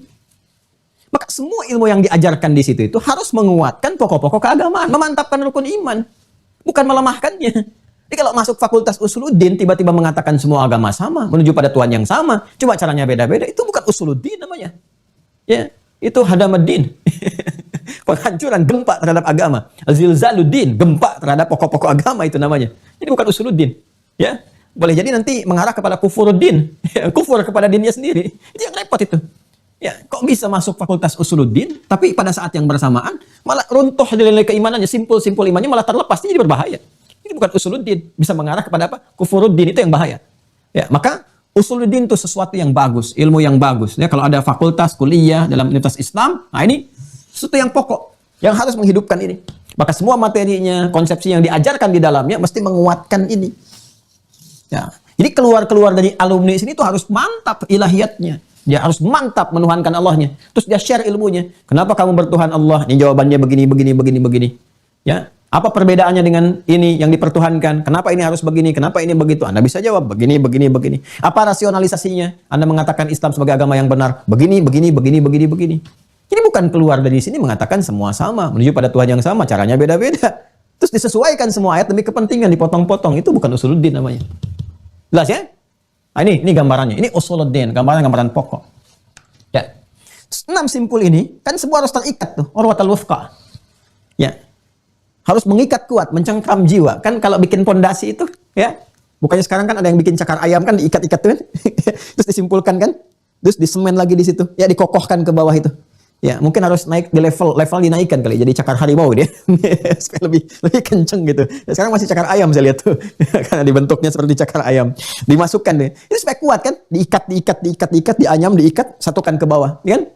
Nah, itu ikatan sesuatu yang mengikat kuat dengan kuat kokoh yang mencengkram, itu akidah namanya. Ini akidah itu yang seperti pernah saya terangkan itu. Ya. Ini akidah. Jadi ini harus diikat dengan kuat, harus dibikin akidah, harus bikin ikatan yang kuat nih. Ya. Untuk apa? Untuk mengikat ini bangunannya, kekuatannya, simpulnya. Kalau ini ikatannya sudah kuat, ke atasnya juga bagus. Jadi kan pondasi itu mengikat bangunan. Ya, lem untuk bangunannya ikatannya, jagain begini kan pondasi itu, mengikat supaya kalau ada geseran dikit ditahan begini. Ya, ada angin terpaan kencang ditahan supaya nggak ada pergeseran. Itu kan mengikat kan? Itu akidah itu mengikat bangunan iman kita. Ya. Karena din sudah diambil pakai usul, din sama dengan Islam, maka yang diikatkan nilai keislaman bangunannya. Maka di sini muncul nanti akidah Islam. Kalau akidah Islam mudhaf ilaih, aqidatul Islam. Ikatan Islam. Ya. Kalau kita ingin sifati Islam itu diikat dengan ini, ikatannya ini, diikat dengan ini, maka tambahkan kemudian nisbah ya. Al-Islami pakai ya, kemudian tak untuk menunjukkan sifat ikatannya. Islamiyah. Maka dikenal dengan al-aqidah al-islamiyah. Maka muncul ilmu al-aqidah islamiyah. Ya, nanti sering kita dapati pelajaran akidah Islam ini mudhaf ilaih untuk menunjukkan keterikatan antara Islam ke akidah ke sini yang nggak bisa dipisahkan. Jelas? Untuk menjelaskan seluruh sifat-sifat di Islam diikat oleh akidah, maka tambahkan ya nisbah dan tak di ujungnya menjadi islamiyah. Dimuncul istilah akidah islamiyah. Paham? Nah, ini kalau kita belajar ada akidah Islam, ya itu sama dengan ilmu tauhid. Belajar usuluddin sama dengan ilmu tauhid. Jadi kalau keluar dari fakultas akidah Islam, apalagi nama kampusnya akidah Islam, nah, maka yang muncul apa? Kuat tauhidnya. Kalau tauhid kuat, berarti sholatnya juga bagus, puasanya bagus. Jangan mahasiswa usuluddin, sholatnya bolong-bolong. Nah, itu nggak tepat. Kalau usuluddin itu udah kuat. Ya, kan bisa kebayang masa yang kuat akidah yang belajar sholatnya jadi berkurang, harusnya makin mantap ke atas. Ya, bukan makin aneh gitu. Kemudian apalagi puasanya makin bagus, karena mantap ini. Pokoknya kuat. Kalau pokoknya kuat, bangunannya kuat. Ya, sama dengan ini ilmu akidah Islamiyah, ilmu tauhid dan sebagainya. Jelas ya? Ini gambaran teman-teman sekalian. Gambaran. Dan ini segala yang terkait dengan apa yang disampaikan oleh Allah lewat firman-Nya. Ya, lewat firman-Nya disampaikan petunjuknya dari segala yang terkait dengan ini kan kebutuhannya disampaikan, ya, diterangkan, dijelaskan petunjuknya dari mana? Allah kan? Ini. Wa yas'alunaka 'anir ruh, qul ruhu min amri rabbi wa ma utitu minal ilmi illa qalila. Jadi patokan kebutuhan ini semuanya bersumber dari firman Allah. Firman, enggak ada yang lain. Karena kebutuhan dari sini Nabi pun menjelaskan atas dasar petunjuk wahyu. Karena kebutuhan ini. Ya, semuanya yang terkait dengan firman Allah mesti dikaji. Ya, wa kallamallahu Musa taklima. Allah menyampaikan firman-Nya kepada Musa secara langsung disampaikan. Begini. Kuatkan ini, kuatkan itu. Allah menyampaikan kepada Nabi Muhammad SAW firman-firmannya berbentuk Al-Quran dan sebagainya. Ya, maka semua yang terkait dengan materi ini harus kita pelajari. Apa firmannya? Ya, apa gambaran yang disampaikan? Ya, di Al-Quran seperti apa? Penjelasannya bagaimana? Semua yang terkait dengan firman Allah disebut kalamullah. Kalamullah, maka disebut dengan ilmu kalam. Jelas? Mau itu diterima oleh kita sampai mendialogkannya, sampai melogikakannya, sampai menggambarkan naklinya, sam'iyatnya, yang didengar, diterangkannya secara akli, itu terkait dengan kalam. Makanya di ilmu kalam itu ada dialog, ada rasionalisasi. Ya, apa rasionalisasinya? Tuhan harus satu, begini. Apa dasarnya? Ini dalilnya, sam'iyat, ini dalil naklinya. Apa logikanya? Begini. Nah, itu pembahasannya di sini nanti. Ya, jadi yang terkait dengan dialektikanya, dialognya, rasionalisasinya, keterangan nakli wahyunya ada di sini. Jelas ya? Babnya di sini. Nanti ini ada diksi penekanannya masing-masing nanti. Ya, kenapa perbedaan nama ini menunjukkan nanti penekanan dilalahnya masing-masing. Ini dilalah kepada ikatannya, ini kepada pokok-pokoknya, ini kepada penghambaan yang satu, ini kepada dialektikanya nanti. Untuk penguatan-penguatannya. Karena ingin menunjukkan bahwa semua ajaran dalam Islam itu bukan hanya bimbingan nakliyah yang bernas, tapi juga akliyah. Ya, logis semuanya. Ya, kalau belum ketangkap logis nanti muncul bimbingan hikmah untuk menunjukkan begini maksudnya. Akal kamu terbatas, ikuti ini supaya meluas pemahamannya. Ya, jelas ya? Maka untuk mendapatkan itu semua teman-teman sekalian mesti dipahami. Dipahami, dimengerti. Ini nggak mungkin kalau nggak paham, kita bisa praktekkan dalam kehidupan. Memahami, mengerti tentang sesuatu, itu disebut dengan fikih namanya. Di syariat ada fikih.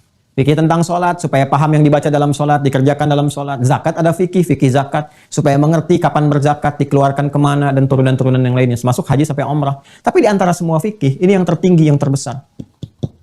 Ya, sholatnya ngerti, tapi ikhlasnya nggak ngerti. Bahaya sholatnya. Paham, sholat itu begini, benar dari awal sampai akhir, tapi nggak mengerti tentang ilmu ikhlas.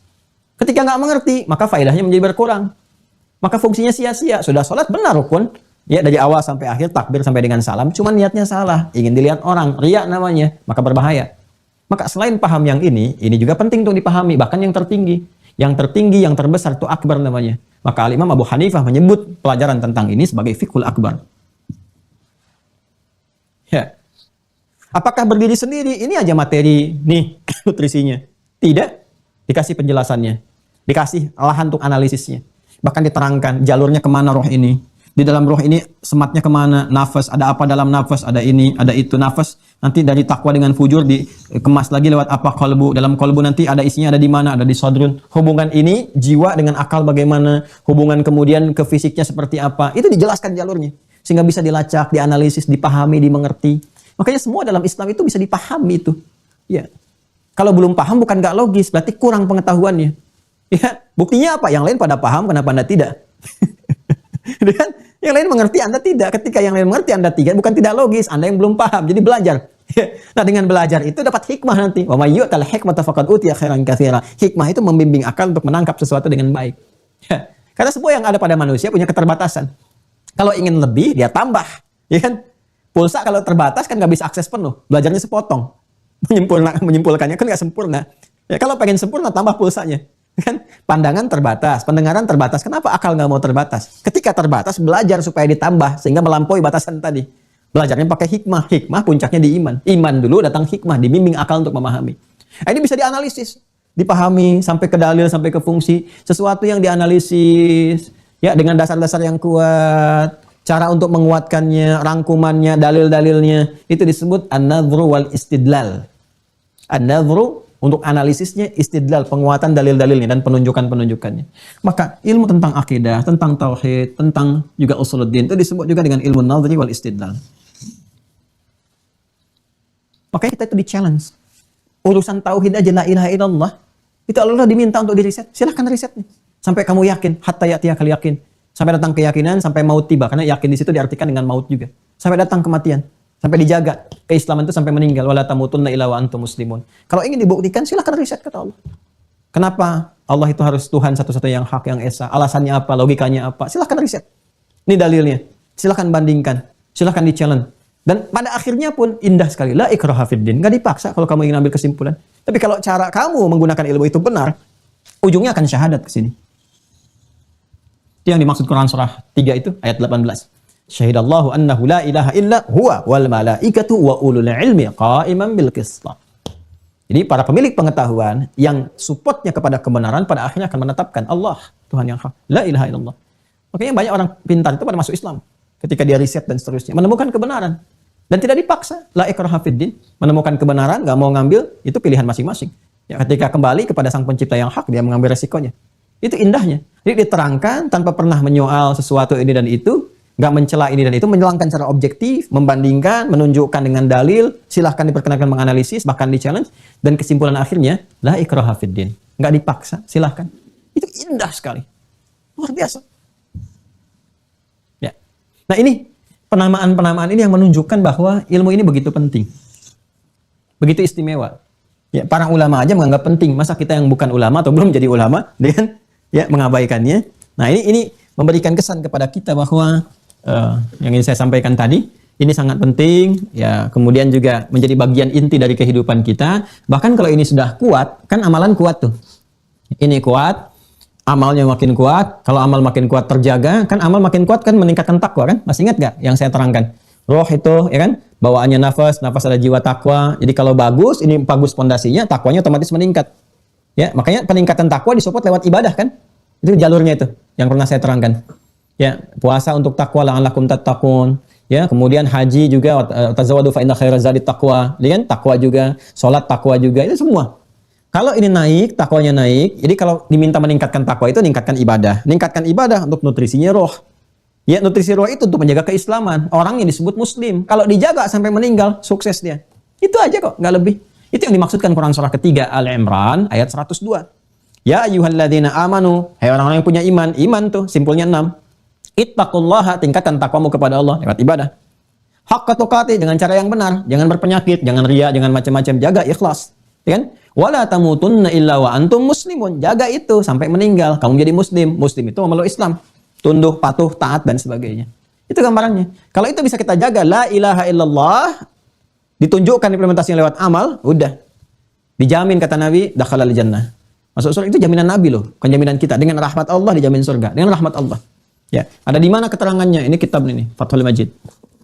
Ya, bisa didapatkan. Ini juga ada di kitab ini dikutip beberapa keterangan dari hadis. Ya, kita tunjukkan misalnya Bismillahirrahmanirrahim. Ini Fathul Majid karya syarah kitab tauhid. Ini babnya fadlul tauhid wa ma yukfaru minadz dzunub. Ya, keutamaan tauhid dan manfaatnya yang bisa menggugurkan dosa-dosa. Ya, ini di halaman 39. Hadisnya dari sahabat Ubadah bin As-Samit radhiyallahu taala anhu. Ya, halaman 39 dan seterusnya. Kali ini syarah nih ke bawahnya nih. Ini matannya di atas, isinya ini syarahnya ke bawah. Ya, saya bacakan ya. Bismillahirrahmanirrahim. Qala al-muallifu an Ubadah bin As-Samit, dari sahabat Ubadah bin As-Samit, semoga Allah meridai kepada beliau. Beliau menyampaikan, qala Rasulullah sallallahu alaihi wasallam. Rasulullah sallallahu alaihi wasallam bersabda, "Man syahida an la ilaha illallah wahdahu la syarikalah." Ini. Siapa yang bisa bersyahadat dengan kuat, dengan baik. Ya. La ilaha illallah, nggak ada Tuhan selain Allah. Tidak ada Tuhan selain Allah yang layak disembah, layak dipertuhankan. Wahdahu la syarikalah, wahdah, yang wahid, yang satu, ahad, ya kan? Kemudian la syarikalah, tidak menyekutukannya. Kemudian berlanjut, ini masih syarah, saya baca matannya aja ke atas. Ya.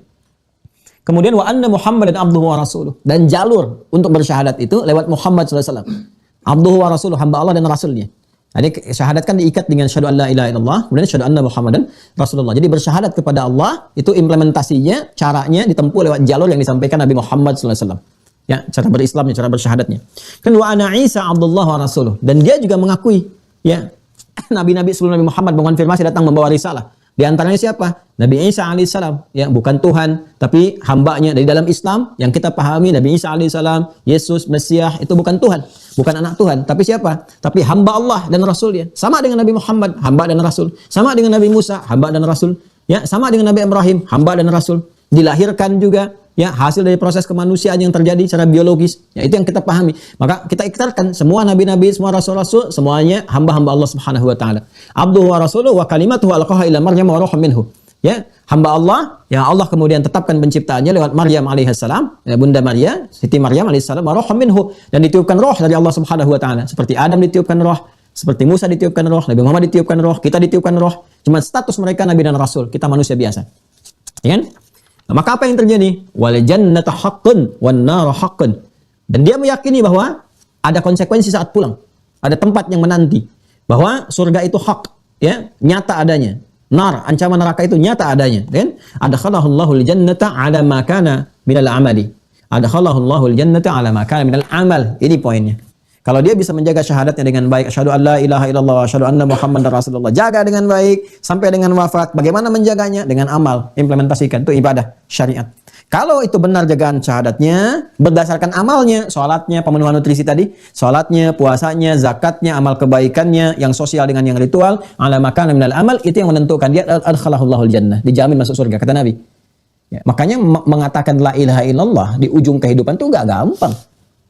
Ya, bukan mudah mengatakan la ilaha illallah karena kalimat itu pancaran dari amal, pancaran dari roh, dari jiwa itu, dan dilatihnya lewat amal.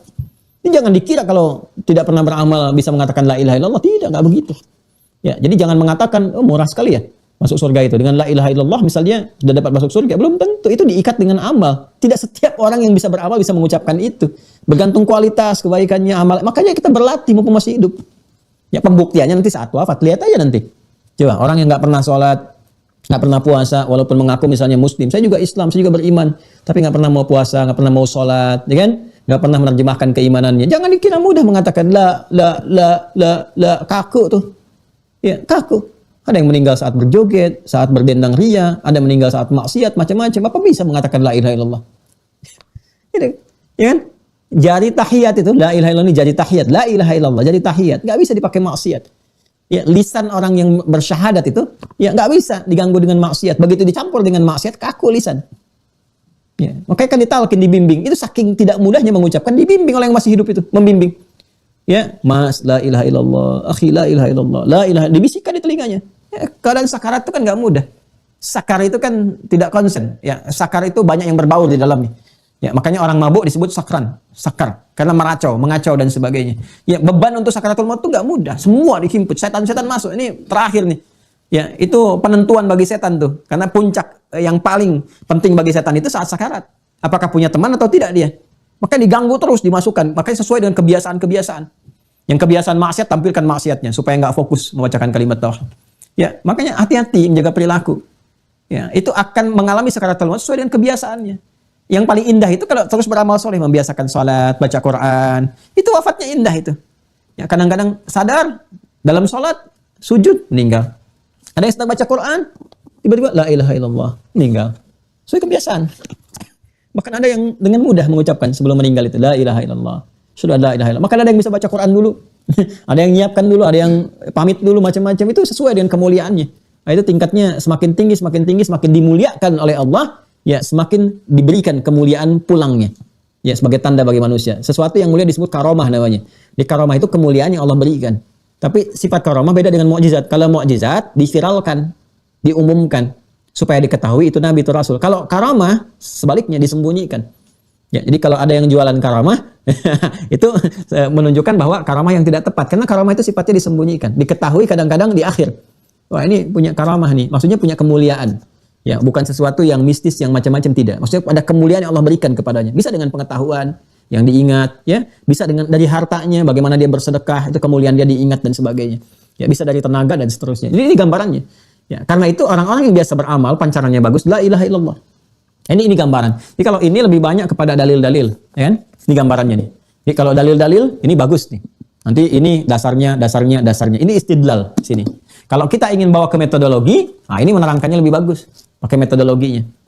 Ya, kalau kita nanti ingin matang dialektikanya sehingga disoal tuh. Ya, sekarang tantangan kita ada pemikiran liberal, sekuler, pluralisme. Ah, ini bagus nih yang ini. Untuk menjawab segala hal. Jadi kita komplit nih, mau disoal lewat logika, kita jawab logikanya begini. Mau metodologi, kita terangkan dengan mudah. Sehingga apa yang diterangkan itu gampang dipahami, jelas, rasional. Mau pakai dalil, lengkap. Ini dalilnya ini, ayatnya ini, hadisnya ini, suratnya ini.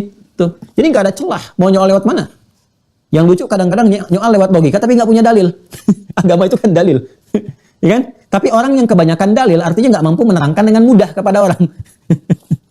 Ya kalau sedikit-sedikit dalil itu bagus, pokok. Ya, pokok, tapi yang bagus juga bagaimana menyampaikan dalil itu dengan baik. Kadang-kadang ada masyarakat itu yang dia tuh awam, saking awamnya itu yang penting diperintah bagaimana. Sampaikan dengan cara yang mudah.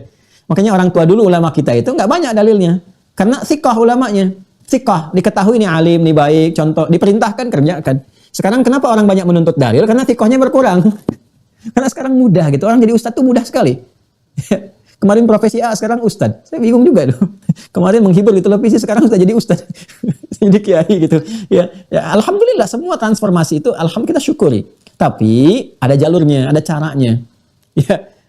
Orang belajar sampai puluhan tahun agama, sampai datang-datang itu, masya Allah gitu ya, masih biasa-biasa saja. Ini kemarin baru begini, sekarang sudah naik tingkat, jadi kiai, jadi ini, jadi itu. Ya alhamdulillah, alhamdulillah. Cuma kualifikasinya harus diperjelas, sehingga di situ yang menjadikan masyarakat kadang sering menuntut.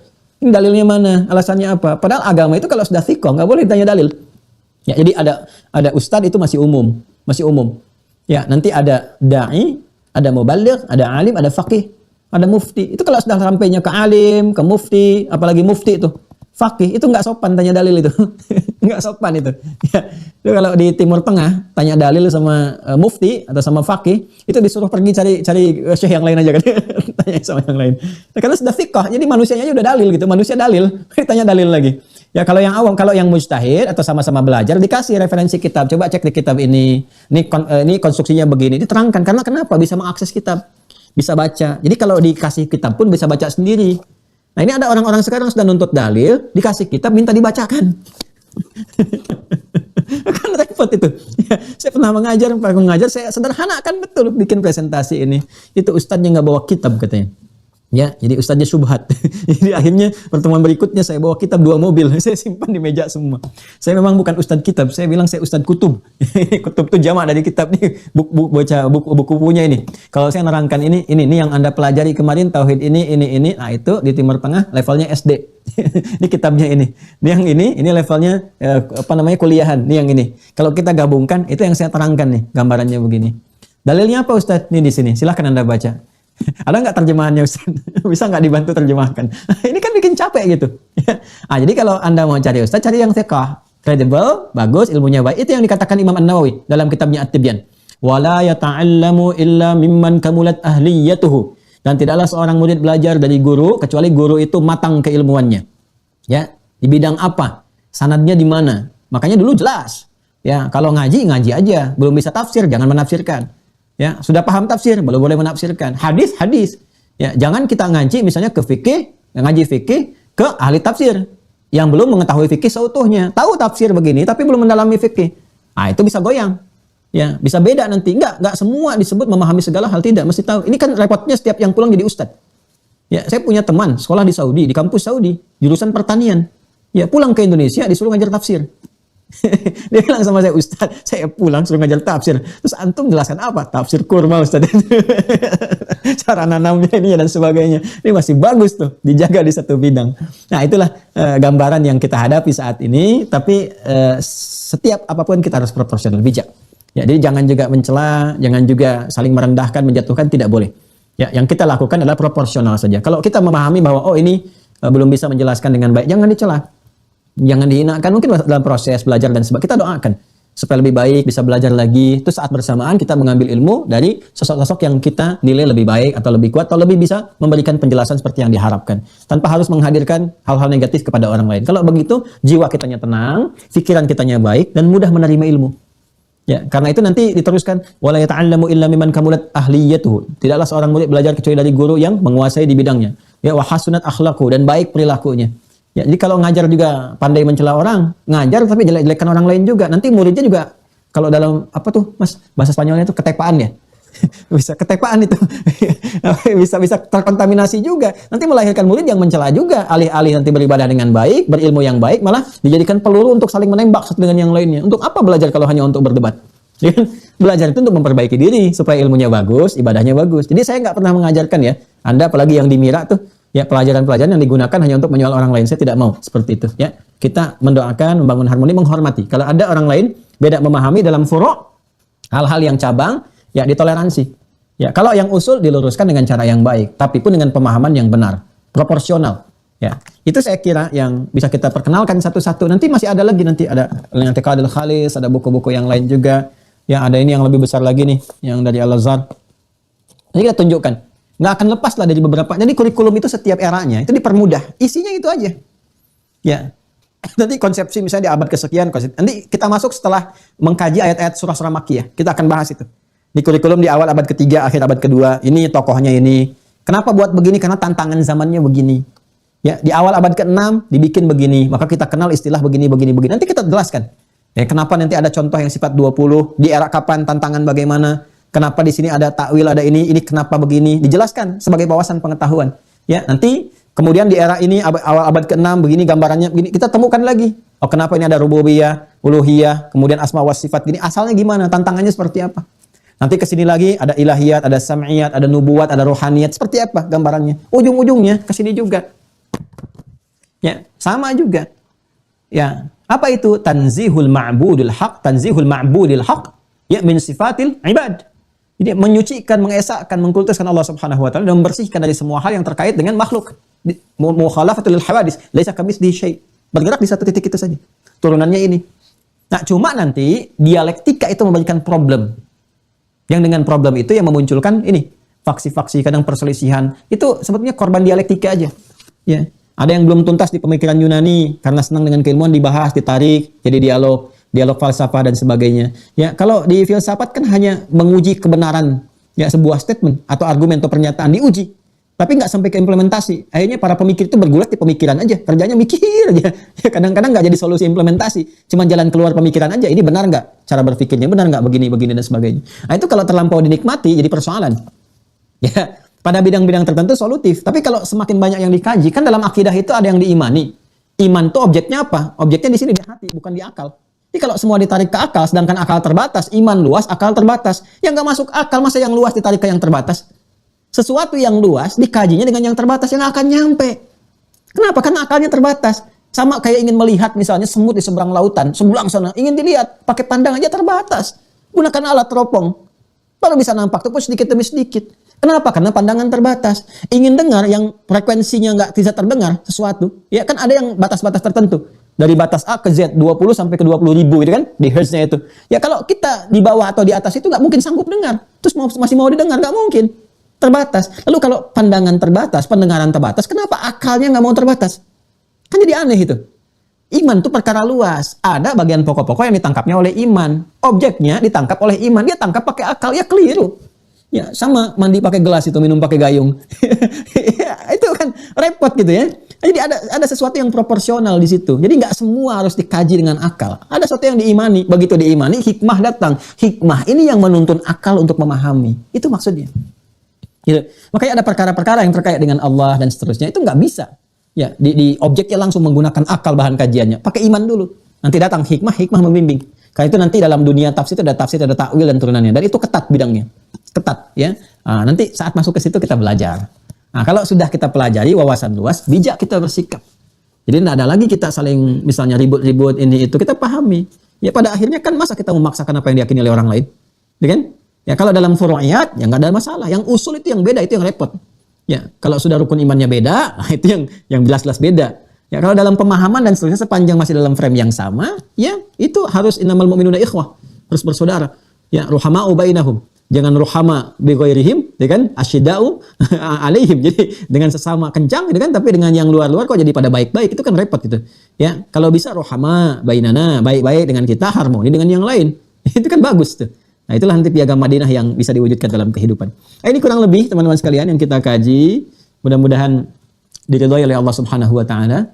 Yang baik-baiknya kita terima, diamalkan. Kalau ada yang salah itu mutlak.